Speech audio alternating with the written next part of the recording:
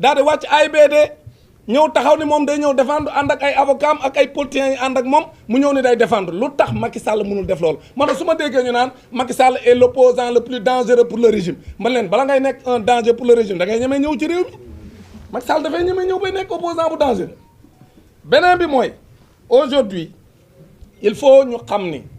APR li nga xam ne am na démb seen siège bi day wane ni régime bii nag régime bu baax la parce que Macky Sall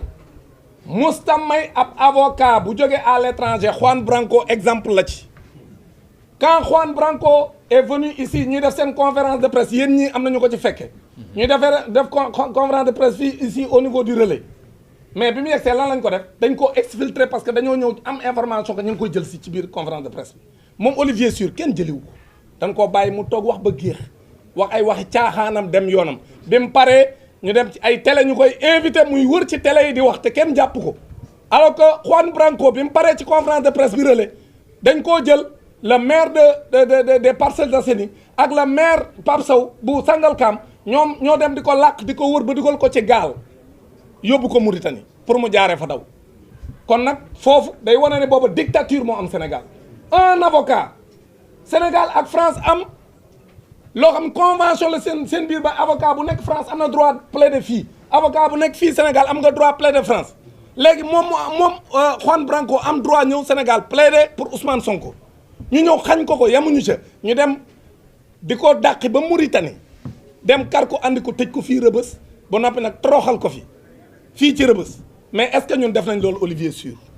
dañ ko bàyyi mu wax lu ko neex wax ba géex dem yoonam loolu rek wan na différence entre le régime du président Bassirou Diomaye Diakhar Faye et le régime du président Macky Sall bokkuñu ku leen di tëkkale da nga am kon Olivier Sur ce qu'on doit lui dire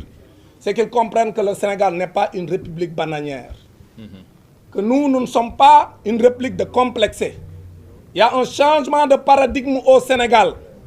et que le Sénégal aujourd'hui est dirigé par des hommes et des femmes qui sont fiers d'être sénégalais, qui n'ont aucun complexe envers l'Occident, qui n'ont aucun complexe envers la France. C'est ça que Olivier Sur doit comprendre. Qu'aujourd'hui, si on l'a pris pour être un sorcier blanc,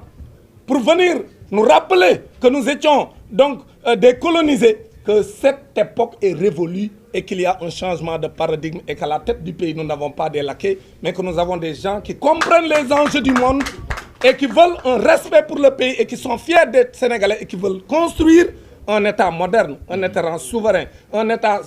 prospère et un État juste. C'est ça que nous sommes en train de construire dans ce pays. C'est ça qu'Olivier Sur doit comprendre. Que s'il pense qu'il peut manipuler les Sénégalais et s'il pense que ce complexe qui a toujours existé entre le colon et le colonisé, que ce complexe-là continue à exister au Sénégal, c'est parce qu'il ne comprend pas. Il faut lui dire que le pays a changé. Et les arguments qui sont avancés par Olivier Sur, parlant de rapports cachés, en disant que tous les rapports n'ont pas été divulgués, c'est parce que Olivier Sur ne dit pas la vérité. Ces arguments sont tirés par les cheveux. Encore une fois, il n'y a aucun rapport caché. Ce qu'il y a aussi, c'est qu'on a respecté tout ce qu'on a comme réglementation dans ce pays depuis 2012. Quand il y a un changement de régime, il faut auditer les comptes. Et on a audité les comptes. L'inspection générale des finances a produit son rapport. Ensuite, la Cour des comptes, ça a été certifié par un cabinet privé, le cabinet Mazars. Aujourd'hui, le FMI, qui est l'organe qui peut, en dernier ressort, infirmer ou confirmer, vient de confirmer qu'il y a eu de la dette cachée au Sénégal. C'est ça qui est important et le débat est clos. Parce que si vous vous rappelez bien, les gens de la paire, quand on a commencé à parler de dette cachée, avec un niveau d'endettement assez élevé, où on parlait de 119% du PIB, ils avaient dit qu'ils attendaient le rapport du FMI. Mais aujourd'hui que le FMI a tranché le débat, au lieu d'accepter quand même, parce que le FMI, vous pensez que le FMI va trancher le débat alors qu'il n'y a pas de rapport? Au contraire, c'est sur la base de ces différents rapports et qu'ils ont éprouvé qu'ils ont décidé quand même d'avoir une opinion claire. Et l'opinion du FMI, c'est qu'effectivement, il y a eu de la dette cachée au Sénégal. Donc encore une fois, nous les Sénégalais, nous devons être fiers. Nous devons être fiers d'avoir un régime qui dit la vérité aux Sénégalais. Nous devons être fiers d'avoir un régime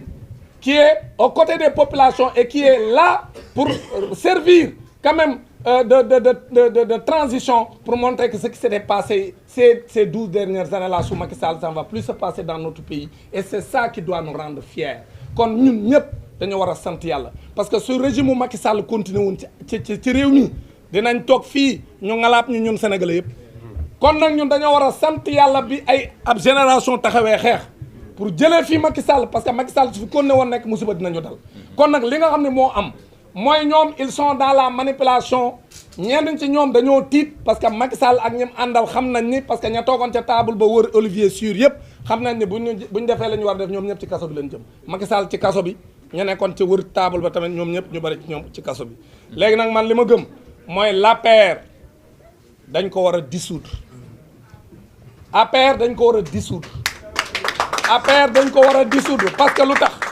mooy pick-up yi doon rey sénégalais yi siège APR lañ doon jógee di dem ci mbedd yi di tiire ci kaw Sénégal te loolu ñun ñëpp teg ngeen seen bët manipuler nañ fi police ni ko defloo ko conférence de presse seen alliés yi nekk en France ñoo def conférence ñoom it def seen i émission daan ni effectivement loolu police Sénégal bi wax ne manifestants yi ñoo doon reyante seen biir loolu du dëgg ay nervi ànd ak ay complices yoo xam si ñu ngi ci ay pick-up bu policier ñoom ñoo doon rey sénégalais yi c'est exactement ce qui s'est passé kon nag parti bu fi def loolu man dama gëm ni waratul concourir au suffrage des sénégalais man dama gëm ni parti bu fi def loolu dañ ko war a dissoudre APR c'est respecter la loi sénégalaise parce que un parti Pastef def fi dara ñu dem dissoudre ko Pastef def fi dara lu dul taxaw di xeex pour l'état de droit ñu dem dissoudre ko ba noppi dem tas partem dañoo ba noppi dem tëj siège am dañoo dissoudre Pastef ba noppi tëj siège am waa léegi APR nag c'est la même chose aujourd'hui lañ ko def aujourd'hui ñun dañu am ay raison parce que boobu ñoom bi ñu koy def dañu doon jaay doole mais ñun buñ ko dee def duñu jaay doole man dama gëm ne APR dañoo war a tas parti bi kenn ku bokk ci APR waratu la présenté wu ci benn élection tant que mi ngi présenté wu au nom de l'APR bu présenté woo ci leneen nag mën na nekk candidat beneen bi nag mooy APR comme siège la boo xam ne ci tappale la nekkoon pendant toutes ces années là di fa organiser ay nervi pour rey sénégalais yi parti bu mel noonu waratu la am siège ci fii ci Sénégal kon loolu man jàpp naa ne war nañ ko mën a def pour respecter les sénégalais encore une fois pour terminer dañu bëgg a wax ni tey li ñu andi fii mooy leeral parce que su fekkente ni am na ñu naan waruñu ko woon a leeral jaru ko c'est parce que dañoo xamul li nga am ñoom ci lañ nekk seen i tappale léegi nag pour leeral lii li tax ñu def ko mooy encore une fois ñun amuñu benn intérêt am na ku ko fi wax dem di jël lu mat ñeenti junni ak juróom-ñetti téeméeri milliards yu teg juróom fukk muy 4850 milliards ñu naan dañuy dem naan ñun dañ koy moomale Sénégal det boobu pour di ko fay pour wut lu neex lu naqari Macky Sall wala di seet loo xam day renforcer le régime a le soutien du peuple kon régime bi ci dëgg lay dox maintenant nag wax dëgg gi pour sénégalais xam li xew maintenant sénégalais yi ñoo jël seen responsabilité mais le régime également va prendre ses responsabilités encore une fois Macky Sall li mu fi leb nëbb ko sénégalais yi kooku à travers l'Assemblée nationale parce que bu ñu nee nëbb ko sénégalais yi mooy nëbb ko kii représenter le peuple sénégalais mooy l'Assemblée nationale kon nag léegi comme Macky Sall loolu la fi def muy 4850 milliards yoo xam ne Sénégal moo koy fay te comme ni ko Babou waxee bis bu ñu xëyee à partir 2026 dañuy xëy ñun sénégalais yi di fay fukki milliards ak juróom-benn par bis boo xëyee fukki milliards ak juróom-benn mi ngi ci sa ndodd mi yow Sénégal ak say mbokk sénégalais yéen a koy fay chaque jour te loolu kan moo ko fi bàyyi mooy Macky Sall te bi mu koy def yëgalu leen ko yéen pourquoi yëgalu leen ko parce que assemblée nationale bi ngeen fal yéen mu war a wax ci seen tur mu war koo autoriser pour mu def ko demul ca moom ne ko est-ce que mën naa ko def war a mënu ma koo def dafa dem def ko sans l'aval de l'Assemblée nationale c'est ça que Macky Sall a fait aujourd'hui nag loolu lay jéem a nëbb moo tax mu bëgg a nasaxal xelu sénégalais yi moo tax tey ñu ñëw leeral leen ko ne loolu la Macky Sall def ça ne veut pas dire parce que dégg naa ay tappalekat yu wax naan waaye yéen bàyyi leen bor bi mais ñun bor bi ñu ngi koy fay mais le président Bassirou Diomaye Faye et le premier ministre Ousmane Sonko seen gouvernement weer wu ne ñu ngi fay le service de la dette bor bi ñu ngi koy fay weer wu ne ba ñëwee ba léegi amul benn weer bu ñu fayul ñun ñu ngi koy fay mais dañ leen koy leeral pour ngeen xam ko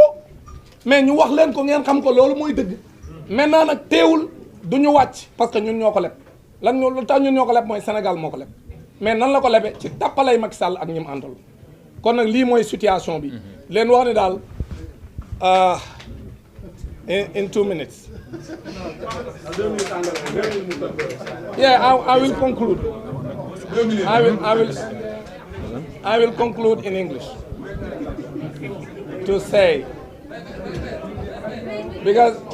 sorry, please, 1 minute or 2 minutes.